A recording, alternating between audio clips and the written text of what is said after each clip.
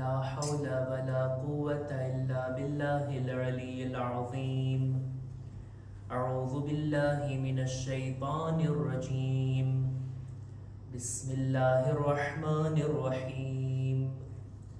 الحمد لله الذي جعل الحمد مفتاحا لذكره وسببا للمزيد من فضله ودليلا على آلائه وعظمته.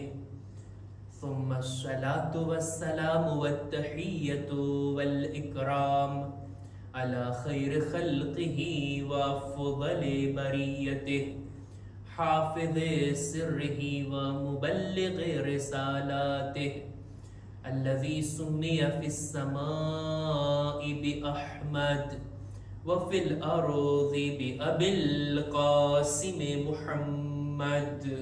اللهم صل على محمد وآل محمد وعلى أهل بيته الطيبين الطاهرين المعصومين المظلومين ولعنة الله على أعدائهم أجمعين. أما بعد فقد عن رسول الله صلى الله عليه وآله وسلم أعظم العبادة أجرا أخفاها. صلوات پر محمد وآل محمد. اللهم صل على محمد وآل محمد. શબ જુમા કે જે ઇબાદતની રાત છે, બંદગીની શબ છે, ખુદાની બારગાહમાં દુઆઓ કરવાની અને આપણા ગુનાહોની તૌબા કરવાની આ રાત છે. આખા અઠવાડિયાની અંદર શબે જુમા અને જુમાનો દિવસ એનો મર્તબો એક ખાસ છે અને આ શબે જુમા અને જુમાની અંદર આપણી જે કંઈ ઇબાદતો છે એનો સવાબ અનેક ગણો થઈ જાય છે. સાથોસાથ ગુનાહ પણ ખુદાના ખાસ્તા જો આ શબમાં અને જુમાના દિવસે કરવામાં આવે તો એનો અઝાબ પણ વધારે છે. હુરમત જાળવવી જોઈએ શબે જુમાની અને જુમાના દિવસની. આપણે આ શબની અંદર અને આખા અઠવાડિયામાં જ્યારે પણ ઇબાદતો કરીએ, અલ્લાહની બંદગી કરીએ, કોઈ પણ નેક કામ કરીએ, એના માટે રિવાયતોની અંદર એક કાયદો બયાન થયો છે કે જો આપણે આપણી નેકીના સવાબમાં વધારો કરવો હોય ને, જો આપણે આપણા ઇબાદતોના સવાબમાં વધારો કરવો હોય ને, તો આપણને જોઈએ કે આપણી ઇબાદતોને અંજામ આપ્યા બાદ એને છુપી રાખીએ. કોઈ પણ નેકી કરીએ, છુપી રીતના નેકી કરીએ. લોકોની નજરોથી છુપાઈને જે કંઈ નેકીઓ કરવામાં આવે, હદીસમાં મળે છે એનો સવાબ વધારે છે. કોઈ નેક કામ હું જાહેરમાં કરી શકું અને એ જ નેક કામને હું લોકોની નજરોથી છુપાઈને કરું, ઓલી છુપી નેકીનો સવાબ વધારે છે. કોઈ પણ ઇબાદત હોય કે નેક કામ હોય, કોઈની મદદ કરવાની હોય, કોઈ દુઆ પડવી હોય, કોઈ ઇબાદત કરવી હોય, કોઈ નમાઝ પઢવી હોય, આપણે છુપી રીતના હોય ને એનો સવાબ વધારે. આ મોકા ઉપર ક્યારેક કોઈને સવાલ પેદા થાય કે વળી આ તો સારી વાત કહેવાય, આપણે મસ્જિદે આવશું જ નહીં, બધું છુપી રીતના જ કરશું, ઘરે બેઠા બેઠા નમાઝ છુપી રીતના, મજલિસ એકલા એકલા જોઈ લેશું ઓનલાઈન, બધું તો હોય ને ટીવીમાં, મોબાઈલમાં. આના માટે આવો ગલત વિચાર પેદા ના થાય ને એ માટે આપણા ઉલમા કહે છે જો છુપી રીતના નેકીઓ કરવાનો સવાબ વધારે, પણ એની અંદર પણ આ બાબતનું ધ્યાન રાખવું જોઈએ કે વાજિબાતને અંજામ આપવામાં, જો જાહેરમાં અંજામ આપવામાં આવે ને તો એ મતલૂબ છે, એનો ફાયદો વધારે છે, બીજા લોકો અંકુરાજે પણ થશે અને એ કામો વાજિબાતને જાહેરમાં અંજામ આપવા એ સારી વાત. નમાઝ આપણે પઢવી છે, વાજિબ નમાઝ આવીએ જમાત સાથે અદા કરીએ, અવ્વલ ટાઈમે પઢીએ, પણ કોઈને નમાઝે શબ પઢવી હોય તો એ પોતાના ઘરમાં પઢે, એનો સવાબ વધારે. વાજિબાત અદા કરવા હોય, કોઈ વાજિબ હક પોતાના માલમાંથી આપતો હોય, ખુમ્સ આપતો હોય તો આપે, જાહેરમાં આપે કે આ મારો ખુમ્સ છે, જેથી બીજા 4 લોકોને ખબર પડે કે માલમાં ખુમ્સ આપવાનું હોય અને આ વાજિબ છે. પણ કોઈ મુસ્તહબ સદકો આપતું હોય, કોઈ માલી નેકી કરતું હોય, એને છુપાવવાનો હુકમ છે. રોઝા જેવી ઇબાદત, આપણે ઇફતારમાં જાસુ લોકોને ખબર પડી જશે મેં રોઝો રાખ્યા છે, ના, ઈ બાબત નથી. હજ જેવી ઇબાદત આપણે એને છુપાવી નથી શકતા, એ તો સાથે મળીને જ કરવાની છે. મુસ્તહબ નેકીઓ, ઈ બાબતો કે જે ઇન્સાન છુપી રાખે ને ઈ વધારે સારો. વાજિબાત, પોતે બંદો પોતાની વાજિબ નમાઝ જાહેરમાં પડે, પોતાના બાલ બચ્ચાઓને પણ ઉત્તેજન મળશે કે આ નમાઝનો ટાઈમ છે, આપણે વાજિબ નમાઝને અદા કરીએ. હું એક હદીસને બયાન કરું. રસૂલે ખુદા સલ્લલ્લાહુ અલૈહિ વસલ્લમ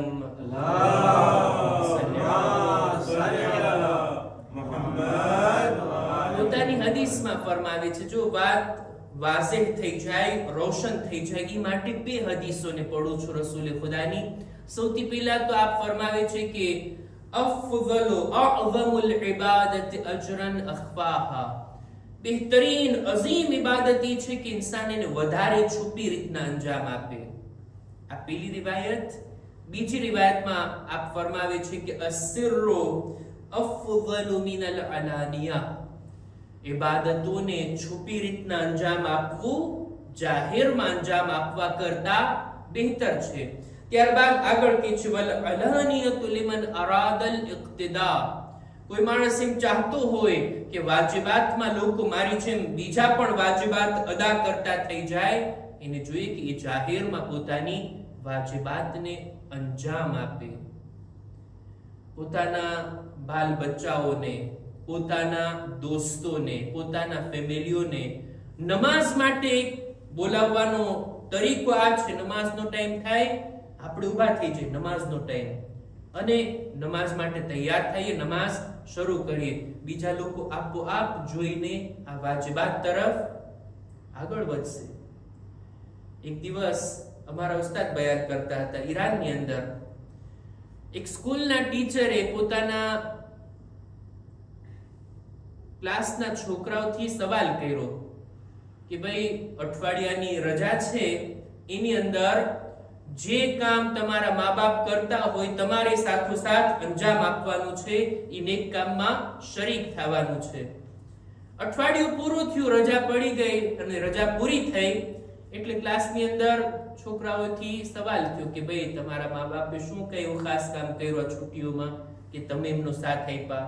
કોઈ કહે છે અમે ઝિયારતમાં ગયા હતા, કોઈ કહે છે અમે ફરવા ગયા હતા, કોઈ કહે છે અમે ફલાણું નેક કામ કર્યું, અમે દુઆના પ્રોગ્રામમાં ગયા હતા, અમે શબે જુમામાં ગયા હતા. આ બધી વાત. આ ટીચર એ પણ પૂછ્યું તમે નમાઝે જમાતમાં ગયા હતા? તમારા બચ્ચા, તમારા મા બાપ જ્યારે નમાઝ પડતા હોય તમે એની બાજુમાં ઉભા રહીને નમાઝ અદા કર્યા? અમુક છોકરાઓ કીધું હા, જ્યારે પણ નમાઝનો ટાઈમ થતો અમે ઘરમાં એક સાથે બધા નમાઝ પડતા.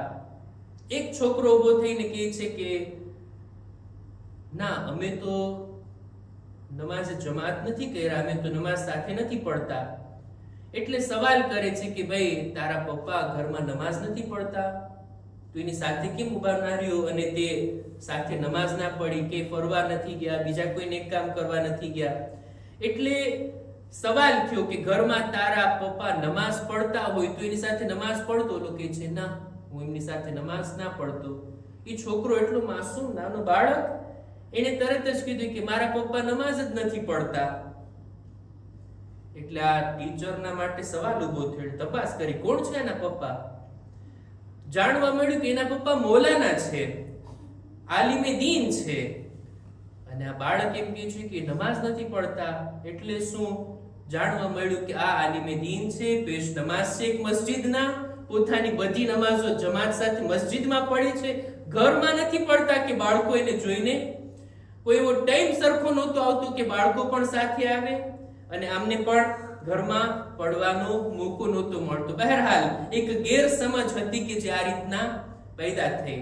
હું આ વાતથી બયાન ઈ કરવા માંગુ છું, જેમ અમારા ઉસ્તાદે કીધું કે આપણે જેમ નમાઝો, વાજિબ નમાઝો પોતાના ઘરમાં પડીએ, પોતાના બાળકોને પણ લાવીએ મસ્જિદની અંદર, અને આ ઇબાદતો એના માટે ઉત્તેજન પેદા કરવા માટે એ લોકોને સાથે લાવી અને આપણે એ લોકોને આ વાજિબાત અદા કરવા તરફ પ્રેરિત કરીએ. વાજિબાત અદા કરવામાં ઈ નેકીઓ કે જે આપણા ઉપર ફરજ છે એને અંજામ આપવામાં, બીજા લોકો આપણાથી નમૂનો મેળવે એ માટે વાજિબાતને આપણે જાહેરમાં અંજામ આપીએ, સારી વાત, પણ બીજી બધી મુસ્તહબ નેકીઓ એને આપણે છુપી રીતે અંજામ આપવી, ઈ મતલબ છે. એક સલવાત પર મુહમ્મદ વાલે મુહમ્મદ,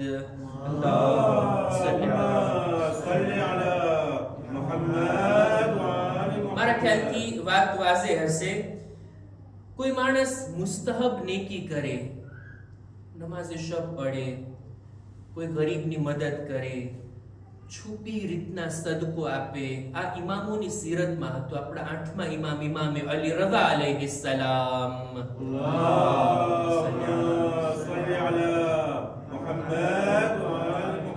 પોતે ફરમાવે છે કે અલ મુસ્તતિરુ બિલ હસનતિ તઅદીલુ 70 હસના.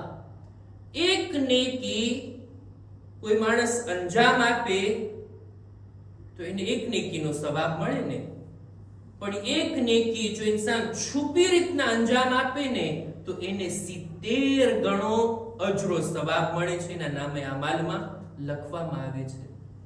નેકીને છુપાવવામાં આવે. સારા કામો આપણા હોય એને અંજામ આપીએ અને છુપી રીતના ઇબાદતો કરીએ. વાજિબાત સિવાય કેટલી મુસ્તહબ ઇબાદતો છે, પણ છુપી રીતના આપણે અંજામ આપીએ. આ ઇન્સાનને એટલા ઊંચા દરજા સુધી લઈ જાય.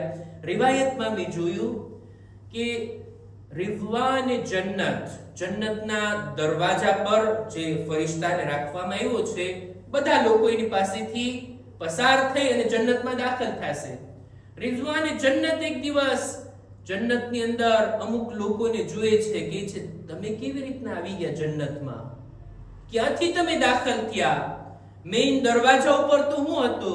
ત્યારે આ લોકો કહે છે અમે દુનિયાની અંદર છુપી રીતના અલ્લાહને ઇબાદત કરતા, ખુદાએ પણ છુપી રીતના અમને જન્નતમાં દાખલ કરી દીધા. અને આ દરજો અને મકામ ખુદાએ આપ્યો છે. આપણા ચોથા ઇમામ ઇમામે ઝૈનુલ આબિદીન અલૈહિસ સલામ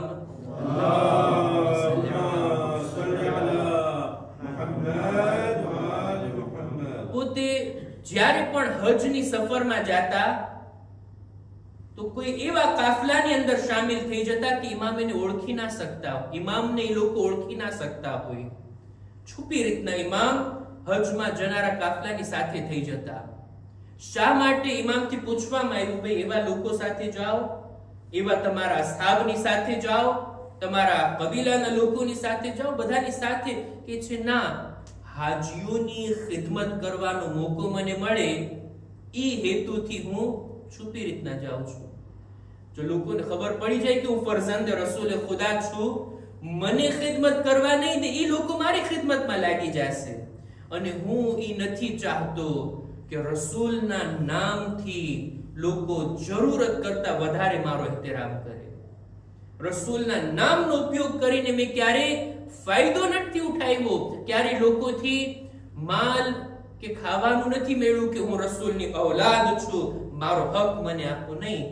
ઇમામ કે છું છુપી રીતના લોકોથી આ રીતના સમાઈ જાઉં છું, એ લોકોની સાથે શામિલ થઈ જાઉં છું, જેથી મને નેકી કરવાનો મોકો મળે. એટલી હદે આપણા ચોથા ઇમામની જિંદગીમાં જોવા મળતું કે ઇમામનો એક કઝિન છે કે જે ઇમામની સાથે સારો વર્તાવ નથી કરતો, ઇમામના જ ખાનદાનનો, એમના જ કબીલાનો, પણ ઇમામને સારા શબ્દોથી યાદ નથી કરતો, સારો સુલુક નથી કરતો. ઇમામ જાતા એના ઘર સુધી પોતાના ચહેરાને છુપાવીને રાતના સમયે દરવાજો ખખડાવી એના હાથમાં સિક્કાની થેલીઓ આપતા. જ્યારે ઓલો લેવા આવતો ત્યારે આમના વખાણ કરતો, તમે કેવા સારા માણસ છો, રાતના અંધારામાં છુપી રીતના મને આપી જાઓ છો, કોઈને ખબર નથી પડતી. પણ મારો કઝિન ચોથા ઇમામનું નામ લઈને કહે છે, ઈ તો જરાય સિલ રહેમ નથી કરતા, ઈ મારું ધ્યાન નથી રાખતા અને એમના મોઢા ઉપર જ એમની બુરાઈ કરતો. આ સિલસિલો ઘણા સમય સુધી ચાલ્યો, ઘણા ટાઈમ સુધી ચાલ્યો. અને એક દિવસ જ્યારે ચોથા ઇમામની શહાદત થઈને ત્યારે આ રાઝ ખુલે છે કે આ આવનાર બીજા કોઈ નહીં, ઈ જ ચોથા ઇમામ હતા કે એમના મોઢા ઉપર હું એમને બુરા શબ્દો કહેતો, એમને ઓળખા વગર એની સામે છું એમની બુરાઈ કરતો. અફસોસ કરે છે, પછતાય છે અને ચોથા ઇમામની કબ્ર ઉપર આવીને એટલો રડે છે, એટલો આંસુ વહાવે છે કે એ ઇમામ, તમે છુપી રીતના આવો સારો વર્તાવ કરીને ગયા, છુપી રીતના આવી નેકીઓ તમે કરીને ગયા. આ આપણા ઇમામોની સીરતમાં હતું. ખુલાસો મારો કહેવાનો મતલબ આજની મજલિસમાં આ કે ઇન્સાનને જોઈએ નેક કામો કરે, સારા કામો કરે, પણ એને છુપાવવાની કોશિશ કરે. નેકીઓ જો છુપાયેલી હોય ને એમાં રિયાકારીના ચાન્સીસ બહુ ઓછા થઈ જાય. જ્યાં સુધી આપણે બયાન નહીં કરશું કોઈને ખબર નહીં પડે, સામેવાળો બયાન નહીં કરે ત્યાં સુધી ખબર નહીં પડે. આવી છુપી નેકીઓ એનો અજરો સવાબ વધારે છે. અને ગલત મેસેજ પણ ના જાય, એવું ના બને કે વાજબાત આપણે આપણા ઘરોમાં અંજામ આપતા થઈ જાય. નહીં, વાજબાત આપણે આપણા ઔલાદને, બાલ બચ્ચાઓને, બીજા મુમિન ભાઈઓને પણ ઉત્તેજન મળે માટે સાથે મળીને જાહેરની અંદર કરવાના છે કે જેથી આ એક જાતનું અમ્ર બિલ મારૂફ અને નહી અનિલ મુનકર પણ થાય. બસ અઝીઝો, મારી વાતને અહીંયા જ તમામ કરું. આપણે ચોથા ઇમામનો જિક્ર કર્યા. ચોથા ઇમામ કે આ શામની અંદર એમના પર એટલી મુસીબતો પડી કે ઇમામ જ્યારે પૂછવામાં આવતું, મૌલા તમને સૌથી વધારે મુસીબતો ક્યાં પડી? ઇમામ ફરમાવતા, અશામ, અશામ, અશામ.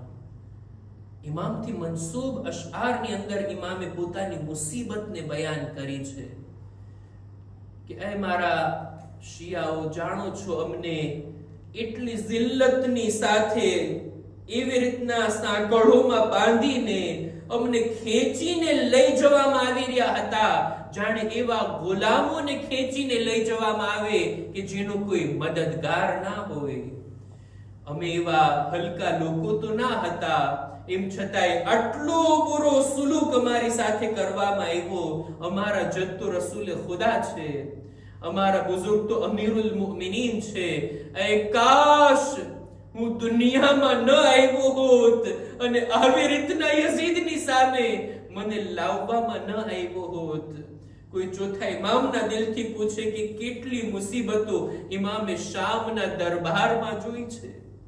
એક જવાન કે જેના સામે એના બાબાના સરને રાખવામાં આવ્યું હોય અને એનાથી જાલિમ બેઅદબી કરતો હોય અને ઇમામ કઈ ના કરી શકે. ઇમામના દિલની હાલતને કોઈ જાણે. યાદ કરો એ મોકાને જ્યારે ઇમામના સરને તશ્તમાં રાખવામાં આવેલ હતું અને જ્યારે યઝીદ હાથમાં લાકડી લઈ આવી બેઅદબી કરી રહ્યો હતો. ઇમામની દીકરી, ઇમામે હુસૈનની દીકરી જનાબે ઝૈનબ થી લીપટીને કહે છે, હે ફૂફી અમ્મા, તમે જુઓ છો મારા બાબાના હોઠથી, એમના ચહેરાથી કેવી બેઅદબી કરવામાં આવે છે. જનાબે ઝૈનબ આ મોકા ઉપર ચિલ્લાવીને કહે છે, હે યઝીદ, તારા હાથને રોકી દે. અફતવરિબુહા, તું ઈ હાથથી ઈ સરને મારી રહ્યો છે કે જે વધારે સજદા કરવા વાળો હતો, જે સર વધારે ખુદાની બારગાહમાં સજદામાં ઝૂકતું હતું, ઈ સર કે જેનાથી કુરાનની તિલાવતનો અવાજ આવી રહ્યો હતો. એ જાલિમ, તારા હાથને રોકી દે. આ સરને રસૂલે ખુદા ચૂમતા. અલા લઅનતુલ્લાહ અલલ કૌમિ ઝાલિમીન وسيعلم الذين ظلموا أي منقلب ينقلبون إنا لله وإنا إليه راجعون. परवरदिगार हमारी आ मुख्तसर इबादत ने कबूल फरमा. खुदाया हमारा माँ बाप ना गुनाहों ने माफ कर, हमारी औलाद ने नेक तौफीक अता कर. દરેક મુમિનીન મુમિનાતની જાન માલ ઇઝ્ઝત આબરૂની હિફાજત ફરમા. ખુદાયા જો બીમાર છે, ખાસ કરીને માજી પ્રમુખ સાહેબની સેહત ઓ સલામતી માટે અમે દુઆ કરીએ છીએ. ખુદાયા એમને શિફાએ કામિલા અતા કર. ખુદાયા અમારા બદનમાં પણ સલામતી આપી દરેક બીમારીઓથી અમને મહેફૂઝ રાખ. ઝમાનાના ઇમામના ઝુહૂરમાં તાજીલ ફરમા. અમારો શુમાર એમના સાથીઓમાં કર. ربنا تقبل منا إنك أنت السميع العليم